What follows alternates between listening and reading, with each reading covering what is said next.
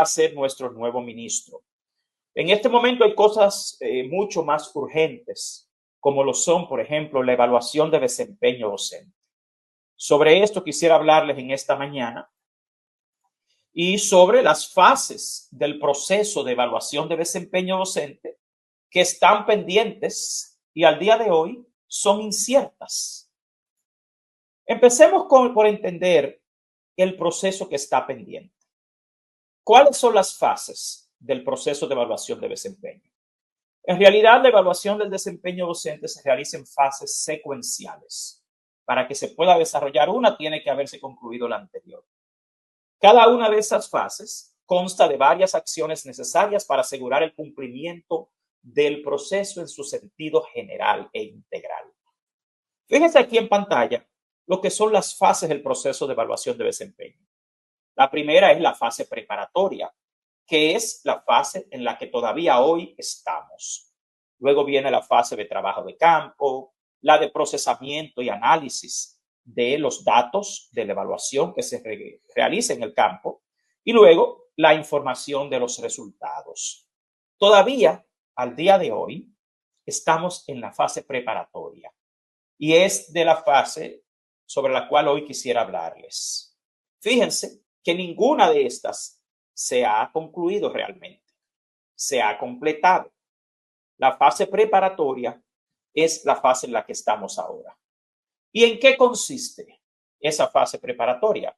Bueno, durante esta etapa debe realizarse la licitación para la contratación de especialistas para la elaboración y revisión del sistema instrumental, los protocolos de evaluación, las guías y los manuales que se usarán para el desarrollo del trabajo de campo, el procesamiento y análisis y la generación de los resultados finales. Yo he insistido siempre, esta es la etapa más crítica y más crucial, la elaboración y la revisión del sistema instrumental. Todavía hay gente dentro de la misma ADP que no entiende por qué yo insisto en que se haga una licitación. Y mi posición es que el sistema instrumental debe estar lo más claro posible y debe ser lo más objetivo posible en términos científicos, en términos técnicos. Es falso que sin hacer la licitación, la evaluación de desempeño se haría más rápido. Fíjense que ya estamos a finales de febrero y aunque se dice que se va a hacer la evaluación en abril, todavía no se ha elaborado ni se ha revisado el sistema instrumental, ni los protocolos, ni las guías, ni los manuales. Para hacer esto, hace falta mucho trabajo técnico y mucha valoración, medición y también revisión, insisto. Dentro de esta fase preparatoria, también debe realizarse el proceso de selección y contratación de supervisores, evaluadores y aplicadores, como también los respectivos procesos de capacitación a ese personal. Esto tampoco se ha realizado. Ojo, cuando nosotros cuestionamos por qué el IDEICE estaba contratando en una publicación psicólogos y estudiantes de término de la carrera, ellos negaron que ese personal convocado a contratación fuera para la evaluación de desempeño. Pero a partir de ese momento, nosotros no hemos sabido nada más sobre el proceso de selección y contratación de los evaluadores y aplicadores que trabajarán en la evaluación de desempeño. Perdón, profesor Valdés, usted dice de la licitación. Mi pregunta es, ¿y qué tiempo se tarda en hacer esa licitación, para hacer esa contratación? O sea, sabe que hay unos plazos que hay que cumplir. ¿Y esa licitación es con personal nacional o internacional o un híbrido? Puede ser un híbrido, primero. Y segundo, yo lo veo al revés. Si usted no tiene una ruta clara del tiempo que le tomará hacer este trabajo, la cantidad de tiempo es incierta. Porque a nosotros primero nos dijeron que en agosto del mes pasado estaría todo listo. No fue así. Ahora nos dicen que en abril estará todo listo, pero ya estamos a final de febrero y les insisto, por lo menos nosotros no hemos sido informados sobre ese proceso de contratación de especialistas, ni cómo se elaborará el sistema instrumental, los protocolos, las guías y los manuales. Una licitación puede hacerse como una licitación especial de 3 o 4 meses. Pero para eso usted lo que tiene que tener claro son los términos de referencia que se usarán para esta. Yo siento que en este momento tenemos mayor incertidumbre porque no tenemos una certeza de tiempo. Cuando usted hace una licitación, los participantes están obligados a rendir un resultado en un tiempo específico.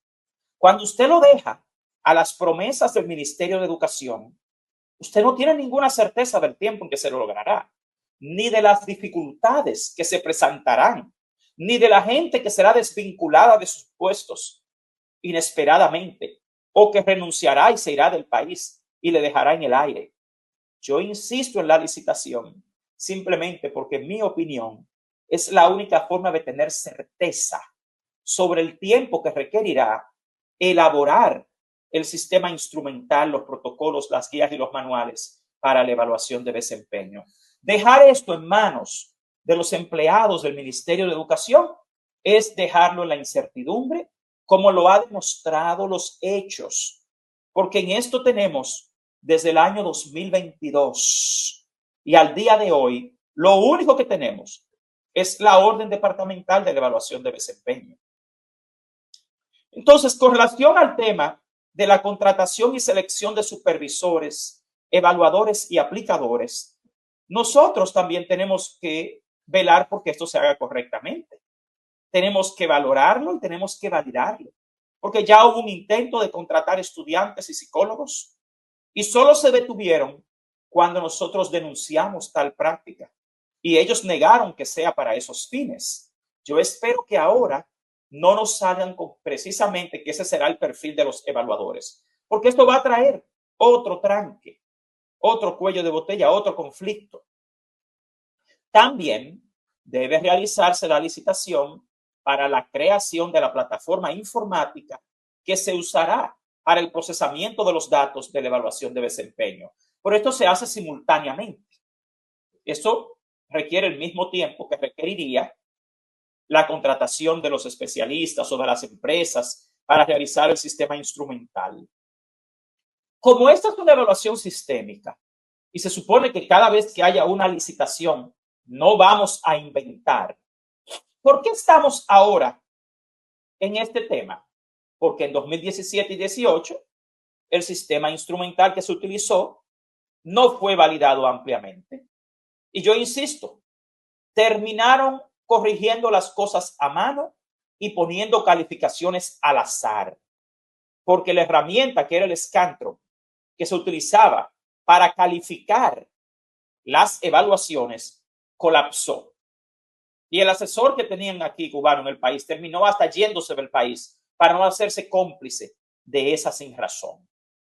Quienes hoy, gran parte del equipo que hoy dirige esta evaluación estuvo en 2017, ojo, y fue parte de, y fue cómplice de esta sinrazón. Ojo con esto. Entonces, la plataforma informática, en mi opinión, como ingeniero de sistemas de computación, no creo que debe dejarse en manos de los empleados del Ministerio de Educación, porque, insisto, ahí no hay ninguna garantía y ninguna estabilidad. Cuando usted hace una licitación, la empresa que lo hace es pasible a una demanda, es pasible a un sometimiento a la justicia si hay alguna irregularidad. Cuando es el Ministerio de Educación que lo hace, usted no logra nada a nivel legal sometiéndolos a ellos a la justicia, porque ahí nadie va a admitir ningún tipo de deshonestidad. Y yo insisto en esto, porque ya nos engañaron abiertamente cuando intentaron contratar a la OEI y nosotros, ahora que hemos recibido la sentencia, déjenme decirle que la semana pasada, además de la resolución de la Dirección de Compras y Contrataciones Públicas, nosotros recibimos ya la sentencia del Tribunal Superior Administrativo cancelando esa contratación de la OEI y declarándola ilegal. Yo no confío en el viceministro Fran de Olio ni en su personal porque nos engañaron porque violaron la ley, porque nos mintieron diciéndonos que habían contactado al Centro de Mediciones Educativas en Chile. Todo eso era falso. Y quien te engaña una vez, te engaña dos veces. Y yo no creo que el viceministro Fran de Olio ni su equipo sean confiables para realizar esta licitación, ni para realizar la evaluación de desempeño docente. Porque ya nos mintieron y nos engañaron. Y aquí debe haber un régimen de consecuencias, como manda la Ley de Función Pública 4108. Ni Fran de Olio ni su equipo deberían estar involucrados en esto.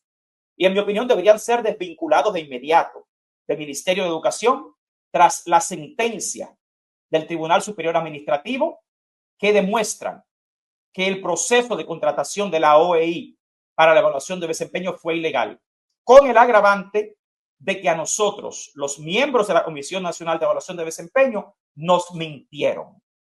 Yo no puedo confiar en personas como esas para continuar en este proceso. Esa es mi opinión. Entonces, también quisiera que revisáramos algo más. En la orden departamental 18-2025, que reglamenta la evaluación de desempeño docente 2025, tenemos varios artículos que debemos revisar. El artículo 11 dice: para los fines de la evaluación del desempeño docente, la Dirección de Recursos Humanos deberá tener identificados y situados en sus respectivos cargos a todo el personal docente de evaluación, así como disponer del historial de cada docente como fuente de información según lo establece el reglamento del estatuto del docente. Las direcciones de las instancias de centros educativos, distritales, regionales, nacionales e institutos descentralizados y desconcentrados deberán informar sobre las funciones actuales de cada docente bajo su supervisión directa. Esta es una de las principales retrancas que tenemos en la evaluación. ¿Por qué? Porque un gran número de docentes, técnicos, no están en las funciones que describe la nómina del Ministerio de Educación. Y aquí dice que la Dirección de Recursos Humanos deberá tener identificados y situados en sus respectivos cargos. Eso Entonces, no se ha realizado. perdón, profesor Valde, entonces el reordenamiento que hizo el Ministerio de Educación anteriormente, donde se trató de ubicar a cada quien en su lugar de trabajo, no lo lograron. No lo lograron. Yo le pongo un ejercicio sencillo a cualquiera que nos está viendo, que son docentes de escuelas públicas. ¿Están ustedes todos en la función, en la tanda y en el centro educativo que dice la nómina? Exacto. No, fue un gran número que no. Y déjenme decirles algo. Desde el 13 de septiembre de 2022, que yo fui juramentado en la Comisión Nacional, aunque ahora el equipo del Ministerio de Educación ha intentado sacarnos, yo le dije desde el primer día: señores, la nómina tienen que sanearla. Hasta la última reunión que se realizó en agosto de 2024, les insistí a las autoridades en esa comisión. ¿Dónde está la evidencia de que la Dirección de Recursos Humanos tiene ya claramente identificados y situados a los más de 100,000 docentes que van a participar? Eso no está concluido. Hay un gran número que profesor. Sin embargo, no sé si esta orden departamental la tiene, pero en las demás siempre dice que cada quien será evaluado en la función que esté desempeñando, para, como quien dice, para uno subsanar esa debilidad que tiene el Ministerio de Educación. Claro, pero entonces, si es así, eso lo quería, especialmente los que están en funciones diferentes a su designación, como un grupo de docentes que están desempeñando las funciones de técnico, ¿verdad? Otros que están desempeñando las funciones de coordinadores, para poner un ejemplo. Entonces serán evaluados con esas funciones. Ese es el tema, porque en términos logísticos, eso fue lo que más retrasó y convirtió en un caos la evaluación pasada, si usted recuerda. Esta orden departamental dice lo mismo, que serán evaluados en el puesto que desempeñan. Sin embargo, cuando usted como evaluador va a un centro educativo a buscar a una persona para evaluarlo, en un rol X, usted va con los instrumentos de ese rol. Entonces, ¿cuál es el tema? Si tienen ya 3 años en este proceso, ¿cómo es que a esta fecha no tienen claramente identificados y situados a todos los docentes? Esto lo que va a causar es mayor caos y mayor desorden. Por eso cuando yo les digo que abril no será la fecha de la evaluación de desempeño, se los digo porque las cosas vitales no están listas y es indispensable. Mire, el problema con esto es que usted contrata a un personal. Perdón, profesor, que eso es tan importante que usted ha traído este tema, que es, por ejemplo, supóngase usted que yo soy maestro de matemática en un centro educativo, estoy en la nómina como maestro de matemática, los instrumentos que se me van a aplicar es como que va a llevar el evaluador, es como si yo fuera maestro de matemática, pero resulta, para poner un ejemplo, que yo soy coordinador, que son otros instrumentos que hay que aplicar. Entonces, mi pregunta, profesor Valdés, ¿qué puede hacer el evaluador en ese caso? Para uno desde antemano ir buscándole cómo darle la salida, porque no me pueden evaluar como maestro de matemáticas porque yo no estoy desempeñando esas funciones. Mire, don Julio, en este país son muy dados y muy prontos al cuestionar a los docentes, al criticarlos y al exigirles. Y así debemos ser igualmente los docentes a la hora de ser evaluados. Cuando usted entrena a un personal para evaluar al docente, quien evalúa a un docente de aula no puede ser la misma persona que evalúe a un coordinador pedagógico. Para ponerle un ejemplo, las capacidades que tiene, la experiencia que tiene, no pueden ser las mismas. Hay un rol que es docente puro y otro es un docente básicamente administrativo. Docente administrativo. Como lo declara el reglamento. ¿Qué implica esto? Que tú tienes una red, tú tienes un set, un grupo de destrezas algo distintas que medir. Si vamos a hacer una evaluación de desempeño con rigor científico, todo esto hay que tenerlo claro. Y cuando una persona así va a una escuela que fue entrenado para evaluar docentes, no es verdad que va a evaluar a un coordinador pedagógico con la misma pericia. Ojo, por eso yo insisto en que este es un trabajo que tiene que hacerse con mucho rigor científico, porque al final de esto, a quien acaban luego en la prensa es a los docentes, por la misma impericia de los evaluadores. Y encima de eso, lo más importante es que no tenemos un buen diagnóstico de necesidades, porque si no hay una buena evaluación, no hay un buen diagnóstico.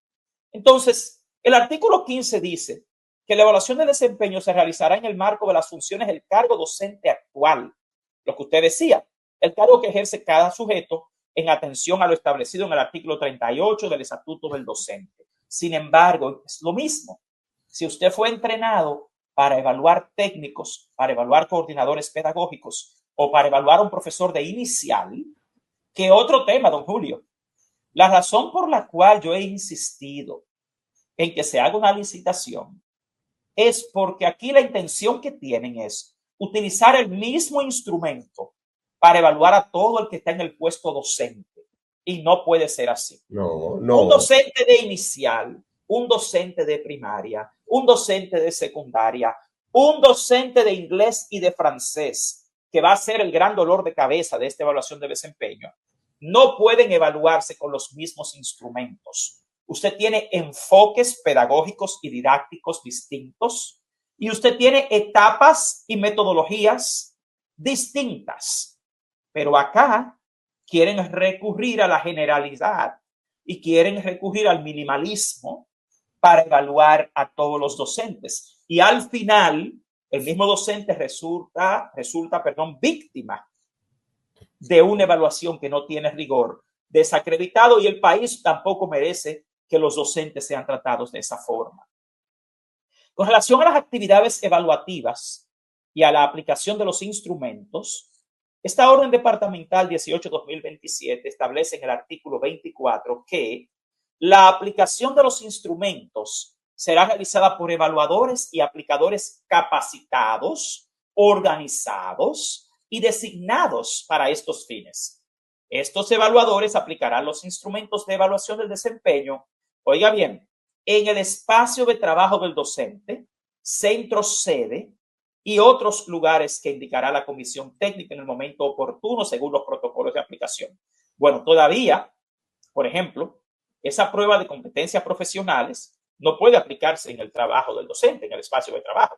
Tendría que ser en un centro sede. Pero esa prueba nosotros tenemos que validarla y tiene que hacerse en una plataforma informática. Y nosotros, quienes trabajamos, como fui yo, el coordinador de la mesa de contextualización de la evaluación, tenemos que asegurarnos de que los indicadores que nosotros seleccionamos sean los que se utilicen en la plataforma que va a evaluar esas competencias. Ojo, mucho cuidado con esto. Y todavía no se ha aclarado cuáles serán los centros sede, cómo se manejarán, ni nada de eso, ni cuáles serán los protocolos de aplicación. Aquí dice que se deberá asegurar la validación de todos los instrumentos de evaluación previa aplicación. Nosotros no hemos validado ningún instrumento porque los instrumentos no se han creado.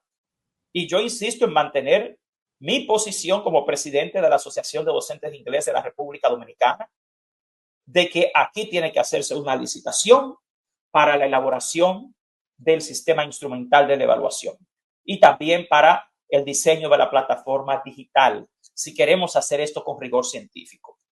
Fíjense que aquí tenemos las actividades evaluativas que se van a llevar a cabo. Por ejemplo, el instrumento de observación de clases solo se aplica al docente de aula.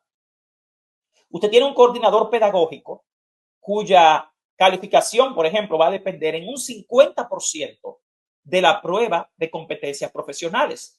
Pero para nosotros asegurarnos de que esa prueba de competencias profesionales sea la correcta, tenemos que validar que los indicadores que nosotros seleccionamos de los estándares sean los que se utilicen en esa evaluación que será computarizada.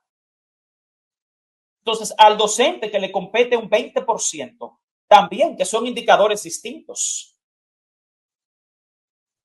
Entonces, todo esto hay que trabajarlo. Por otro lado, el Ministerio de Educación tiene que hacer un trabajo muy claro para realizar lo que se llama la evaluación de los pares o colegas, para que eso no se convierta en un capricho o un tema de popularidad o de empatía. Para yo evaluar el trabajo de un colega, yo tengo que entender cuáles son los criterios.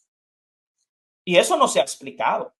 Y para esto hay que hacer toda una campaña de comunicación para que los pares o colegas entiendan cuáles son los criterios que van a utilizar. Igualmente para la evaluación del superior inmediato.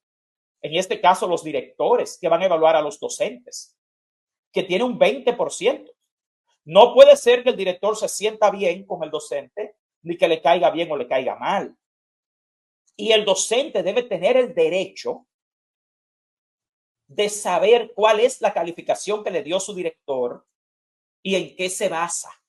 Igualmente debe tener el derecho de saber cuál es la calificación que le dio su par evaluador y en qué se basa, en qué evidencia se basa. Y no podemos hacer de la evaluación de desempeño la misma sin razón que se hizo del concurso de oposición docente, donde nunca han querido darle a los concursantes la revisión de su evaluación.